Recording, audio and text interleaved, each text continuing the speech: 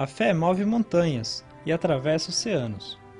A famosa tela A Primeira Missa no Brasil, de Vítor Meirelles, mostra que o colonizador português, desde que aportou em terras brasileiras, tentou catequizar os índios na doutrina católica. O invasor holandês do Nordeste, no século XVII, também se empenhou na conversão de índios ao protestantismo.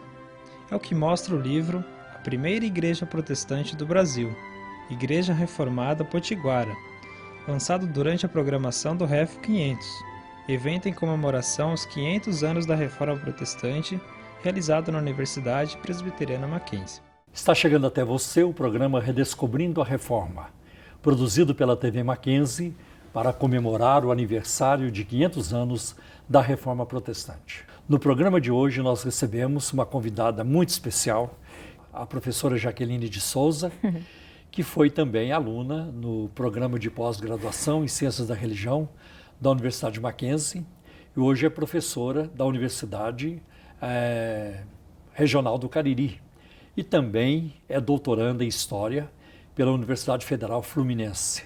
Jaqueline, é um imenso prazer, uma alegria recebê-la aqui hoje e eu creio que nós vamos conversar também a respeito do seu livro, publicado pela editora Mackenzie, A Primeira Igreja Protestante no Brasil, Igreja Reformada Potiguara. E eu quero começar a nossa entrevista hoje tratando desse tema, mas em primeiro lugar, seus cumprimentos. Bom, para mim é um grande prazer retornar a uma casa onde eu conheci grandes amigos, onde estudei, fiz mestrado, fui sua aluna, tive essa honra de ser sua aluna. A honra é minha. Bom, o livro, né, ele é resultado da minha dissertação, né, de mestrado, que foi orientada pelo Dr. João Batista Borges Pereira, certo? E a ideia realmente é trabalhar que eu que chamo essa igreja formada por indígenas da tribo potiguara, que foram evangelizados durante a ocupação holandesa no Nordeste brasileiro, chamo isso de Primeira Igreja Protestante do Brasil. E por que você chama de Primeira Igreja Protestante do Brasil? Pois é, como historiadora, né, a gente não pode falar de Brasil antes de 1822. Né? O Estado brasileiro ele nasce com a independência, né, com o Império em 1822. Porém, né, se tratando de Brasil colônia, que aí você tem projetos de colonização, tanto a colonização portuguesa, como outros projetos coloniais, como a França, que tentou fazer um projeto colonial, e a Holanda também tentou fazer um projeto colonial, eu destaco essa questão de Brasil para que dá uma ênfase no sentido de que esses protestantes, eles são do território que futuramente seria o nosso país, seria o nosso Brasil. Então eu chamo isso de Primeira Igreja Protestante do Brasil, porque esses indígenas já tinham, vamos dizer assim, não ainda obviamente uma consciência nacional, isso é atemporal se eu falar isso, mas enfim, eles participaram de um projeto colonizador também, do projeto holandês, e eles já tinham se entendiam que isso aqui seria formar uma coisa diferente do projeto português. Então, isso, vamos dizer assim, seria um projeto de Brasil, que na história não existe mas se tivesse dado certo, isso poderia ser um outro país, ou poderia fazer parte do que hoje é o Brasil, enfim. Então eu chamo Brasil porque isso é um projeto de país ainda. Claro que Brasil, a gente só pode falar de Estado brasileiro mesmo, a partir de 1822. Okay. E pode-se afirmar que de fato existiu uma igreja potiguara?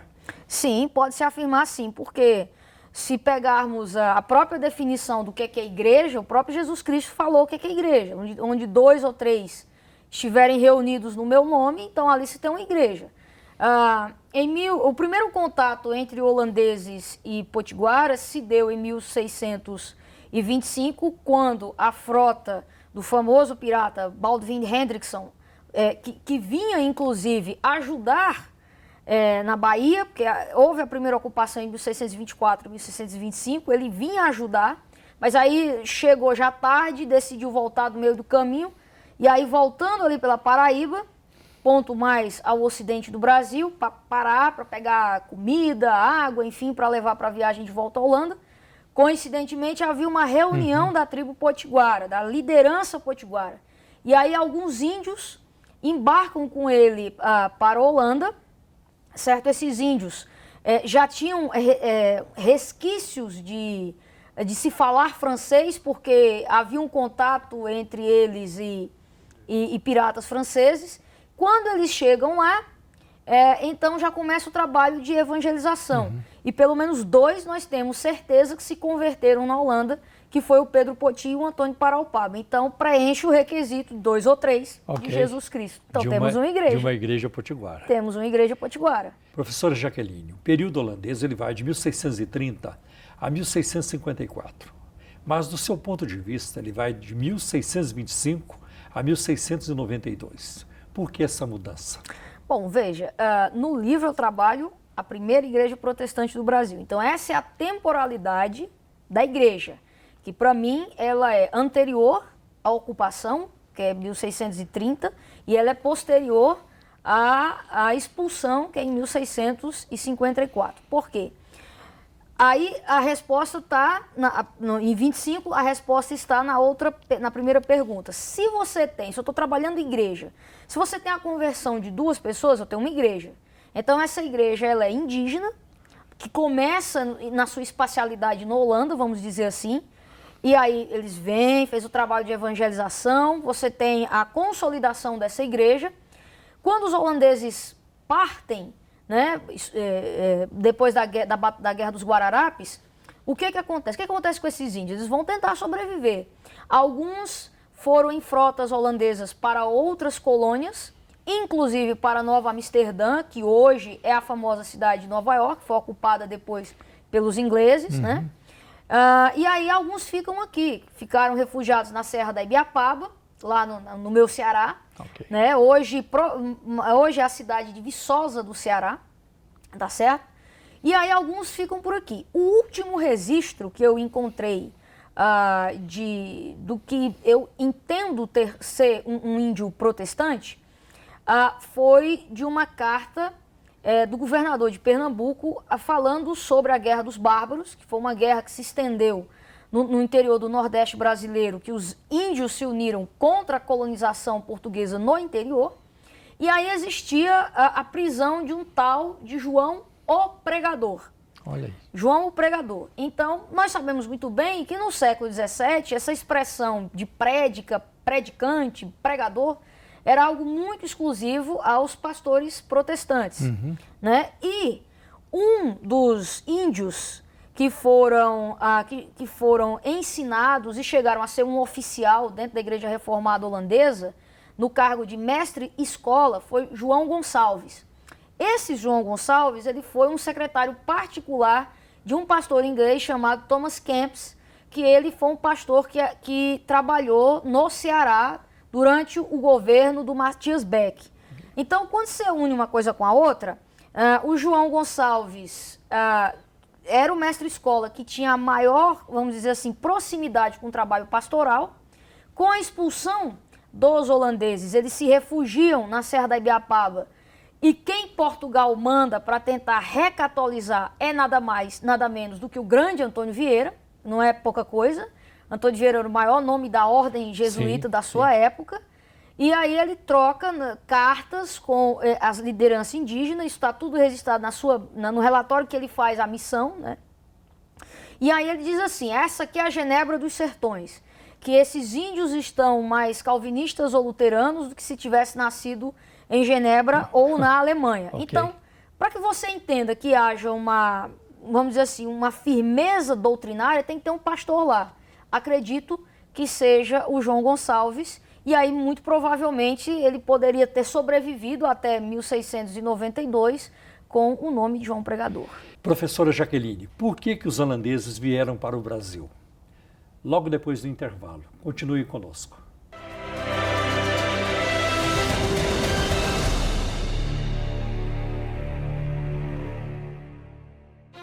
Coleção Fundamentos Cristãos. Obras acadêmicas com visão cristã de mundo. A primeira igreja protestante do Brasil, Igreja Reformada Potiguara, de 1625 a 1692, de Jaqueline de Souza.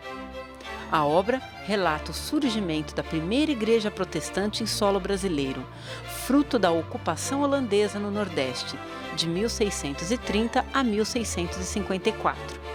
A Igreja Reformada Potiguara nasceu da união de índios e holandeses reformados e vem ser a primeira igreja evangélica indígena das Américas.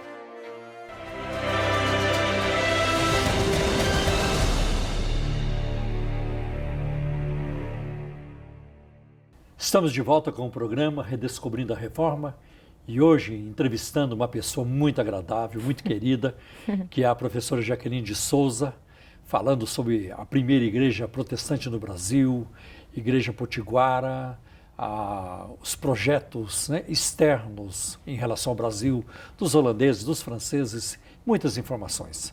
Mas por que os holandeses vieram para o Brasil? Qual foi a motivação? Bom, veja bem, Ou quais foram as motivações? Veja bem, a Holanda, ela era parte do Sacro Império Romano-Germânico e estava sob o domínio espanhol, né, do rei Filipe II. Todo mundo sabe, um grande campeão do catolicismo, né? E a Holanda estava se tornando uma nação protestante, movimentos anabatistas, menonitas, luteranos, maioria calvinista, enfim. E então a Holanda, ela declara guerra de independência à Espanha, porque se considerava subjugada por um rei estrangeiro que lhe tirava a sua liberdade política e a sua liberdade religiosa. Em 1580, desaparece Dom Sebastião, né? Dom Sebastião desaparece, inicia então aí a união, o período que a gente chama aqui na história do Brasil de União Ibérica, porque o parente mais próximo que existia era Filipe II, rei da Espanha, que se torna Filipe I de Portugal. E aí, então todas as colônias que eram de Portugal passam a ser então da Espanha. Então esse domínio que era aqui do português aqui no Brasil, então torna-se espanhol. Qual era uma das estratégias que a Holanda tinha nessa batalha? A Holanda é um país pequenininho, comparado com a extensão territorial espanhola. Então a Holanda foi dividindo a guerra. Vamos separar o exército espanhol, um pouquinho aqui, outro pouquinho acolá. Vamos fatiar. Exatamente, vamos fatiar a coisa.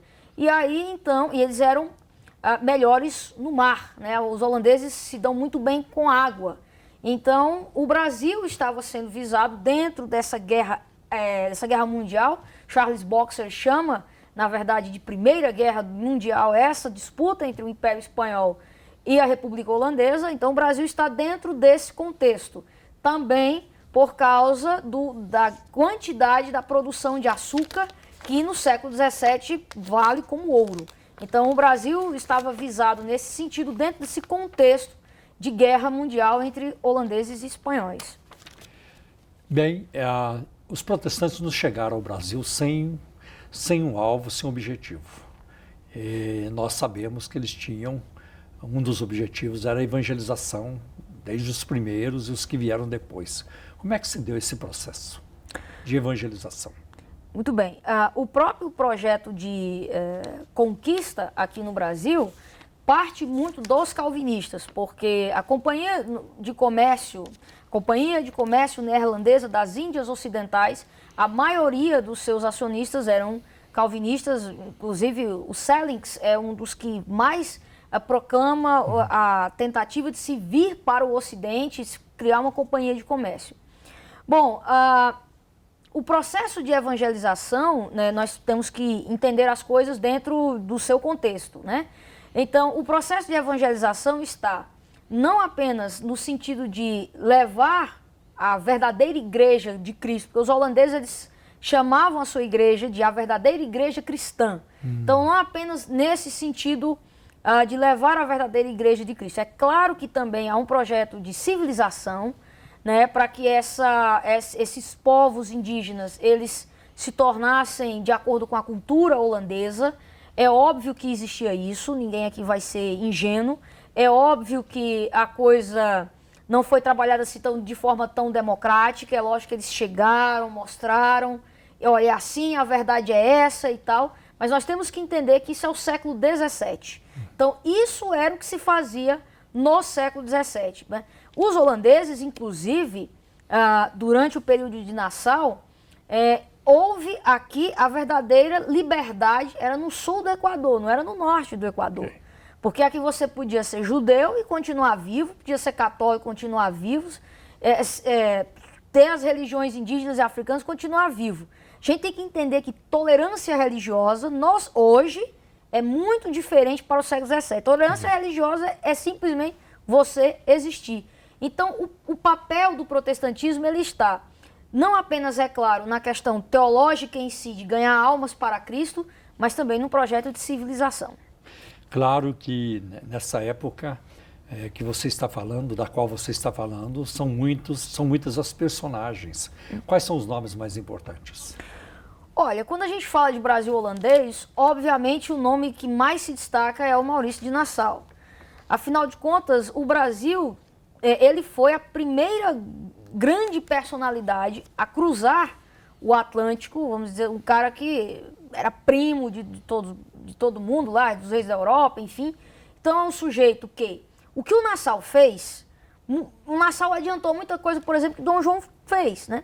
Uma missão artística, o Nassau trouxe Franz Post, o Nassau trouxe o Albert Eckhout, o Franz Post, para pintar as paisagens. Olha, isso é fantástico. A primeira imagem que os europeus terão das Américas são dos quadros do Eckhout e do Franz Post. Não é dos Estados Unidos, por exemplo, que hoje é a nação mais importante do continente americano, mas é do Brasil. Né? Reza a lenda que o Franz Post teve que criar uma nova tonalidade de azul, porque quando ele viu o céu de Pernambuco, um azul que não existia na Holanda. Reza a lenda que o Franz Post teve que criar isso aí. Então, Nassau é o nome que mais se destaca. Dentro do trabalho que eu faço, né, eu quero destacar aqui 5 grandes nomes.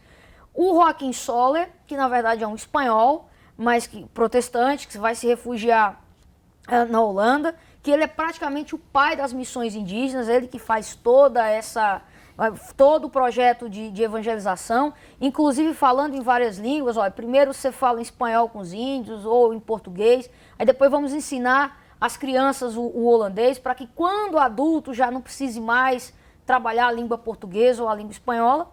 Um outro que eu destaco dos pastores holandeses é o Davi van Dorenslaer, que ele tentou, inclusive ele fez um catecismo na língua potiguara, porém esse catecismo ele não foi aprovado pelo Sínodo de Amsterdã por uma preocupação, um medo dos índios não conseguirem entender a questão da ceia e se achar que está realmente comendo a carne de Cristo por causa da cultura antropofágica, enfim, esse tipo de coisa. Bem, os outros nomes nós veremos daqui a pouco, logo depois do intervalo. Continue conosco.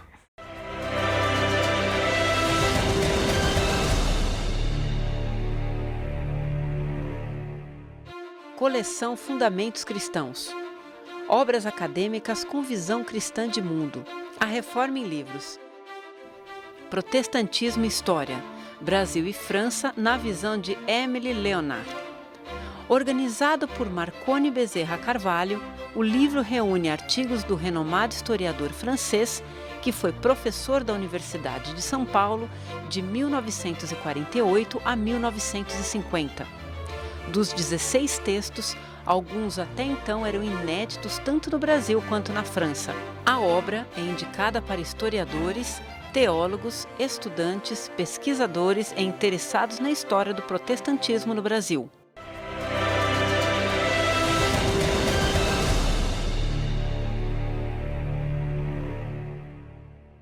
Estamos de volta com o programa Redescobrindo a Reforma. E hoje entrevistando a professora Jaqueline de Souza. Jaqueline, você falava dos nomes principais desse período do Brasil holandês. Eu acho que você não terminou a lista por causa do intervalo, mas vamos prosseguir. Muito bem. Então, dentre os índios eu destaco 3 grandes nomes também, que são os 3 regedores, o Pedro Poti, o Antônio Paraupaba e o Francisco Carapeba, né? Esses índios, o Pedro Poti, inclusive, eu considero ele como o primeiro mártir protestante brasileiro, né? O primeiro brasileiro, vamos dizer assim, morrer por causa da causa protestante. Ele foi um guerreiro, um capitão, respeitadíssimo. Inclusive, ele era tão respeitado que ele tinha um secretário holandês. Você consegue imaginar um índio do século XVII tendo um secretário branco? Né, para você ter ideia como ele era respeitado. Ele foi capturado na Segunda Batalha dos Guararapes, em 19 de abril de 1645. Então, ele falece 6 meses depois, de muitas torturas, para que se renegasse a fé. Na cultura potiguara, os potiguaras seguem o líder. Então, os jesuítas queriam que ele renegasse a sua fé para que os outros o seguissem. Ele morre dizendo: meu único e fiel fundamento é meu Senhor Jesus Cristo, a quem pertenço de corpo e alma na vida e na morte. Então, muito, muito forte. Ele era primo de Felipe Camarão, famoso Felipe Camarão. Felipe Camarão escreveu várias cartas tentando fazer com que ele passasse para o lado português. Ele escreveu só uma, curiosamente não, estrategicamente, 31 de outubro de 1645, ou seja, ele disse: creio só em Cristo, sem macular a religião com idolatria, ou seja, citando sola Christus da Reforma Protestante. Outro que eu considero fantástico é o Antônio Paraupaba. O Paraupaba, quando os holandeses são expulsos, o Paraupaba ele vai para a Holanda e ele se apresenta em Haia e diz o plano, né, que foi feito para que os índios pudessem escapar, que era se refugiar na Serra da Ibiapaba por 2 anos.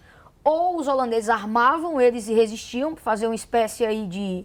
levante. Exatamente. Ou então tirar eles de lá e levar para as outras colônias. E aí ele faz uma exegese da parábola dos talentos. Ele diz assim: olha, nós somos o talento que o Jesus confiou a vocês, os servos fiéis. Então ele... Olha, você imagina... Use-nos. Então vamos lá, vocês têm que fazer isso. Então imagina a ousadia que ele tinha. Inclusive, ele vai para a Holanda levando a esposa, os 2 filhos, mas ele falece na Holanda.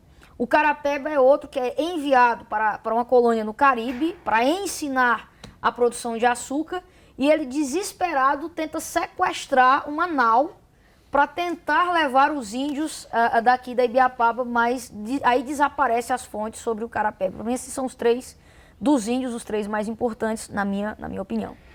Professora, eu estou aqui com o seu livro, recentemente publicado, Protestantismo, uma história mal contada, publicado pela editora Prismas.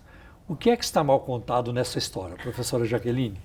Bom, pois é. O que é mal contado? Bom, muito bem. Eu sou historiadora e nós sabemos muito bem que a história é uma narrativa, não tem como fugir de uma narrativa.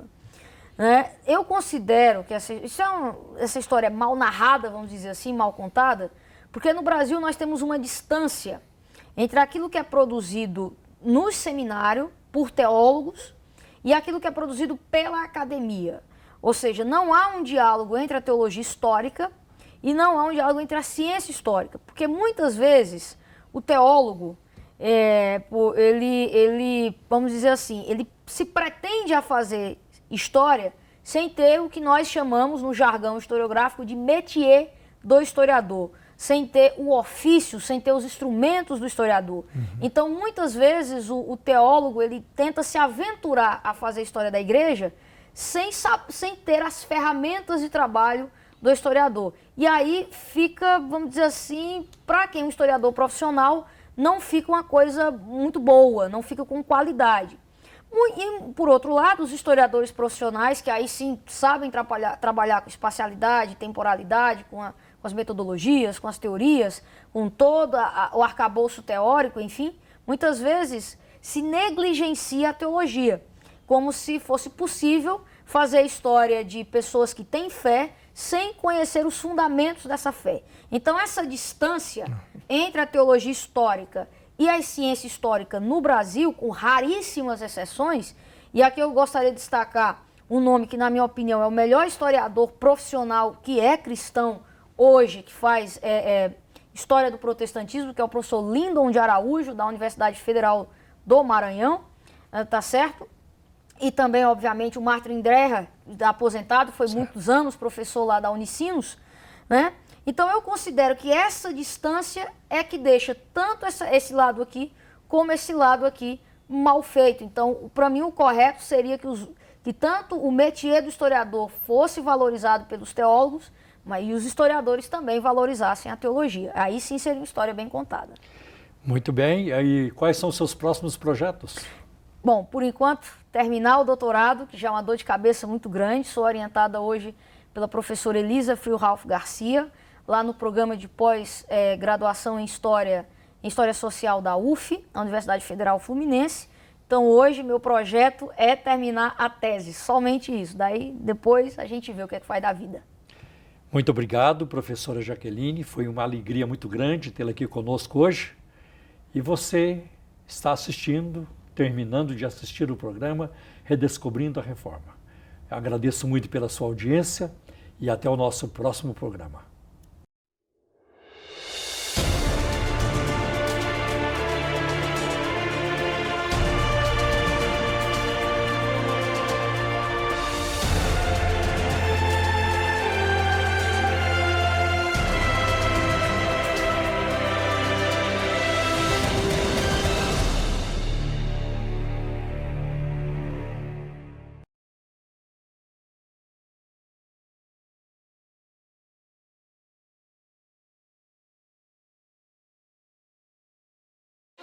Coleção Fundamentos Cristãos.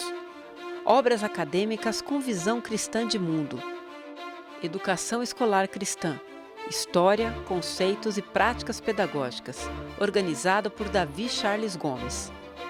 Da abordagem histórica da educação cristã às questões filosóficas da prática educacional, livro destinado a educadores de instituições de ensino que buscam a excelência na educação aliada à cosmovisão cristã reformada.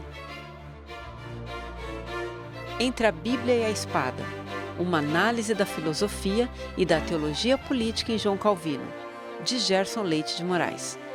A obra apresenta uma perspectiva da filosofia e da política no pensamento do reformador João Calvino. O autor indica uma trajetória que ajuda a captar a lógica do Estado moderno e as origens da vida igualitária e laica que marcaram a existência livre desde Calvino.